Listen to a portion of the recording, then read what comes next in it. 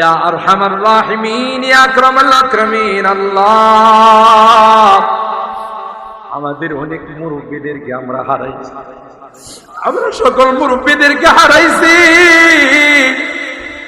ওখরে বাঙ্গালকে আর কোনদিন দেখবো না, রাইসুল মুফাসসিরিনকে আর কোনদিন দেখবো না, মুফতি আজম মুফতি নুরুল্লাহ রহমাতুল্লাহ আলাইহি আর কোনদিন দেখবো না, আল্লামা সিরাজিকে আর কোনদিন দেখবো না, আল্লামা রহমতুল্লাহকে আর কোনদিন দেখবো না। আল্লাহ,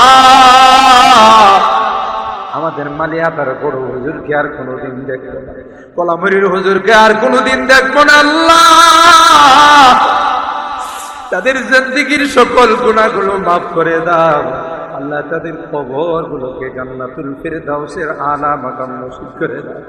ইয়া আরহামার রাহিমিন, ইয়া আকরামাল আকরামিন। বর্তমানে আমাদের মুরব্বী যারা আছেন আল্লাহ, আমাদের জামিয়ার মুরব্বীরা, আশপাশের মুরব্বীরা, খাস করে আল্লাহ তোমার যেই বান্দা কষ্ট হয় আরেকজনের কাঁধে ভর করে তাফসীর মাহফিলে প্রতিদিন উপস্থিত হয়, আমাদের সাদিয়ানের হুজুর, আল্লাহ হুজুরের হায়াতের মধ্যে বরকত নসিব করে দাও।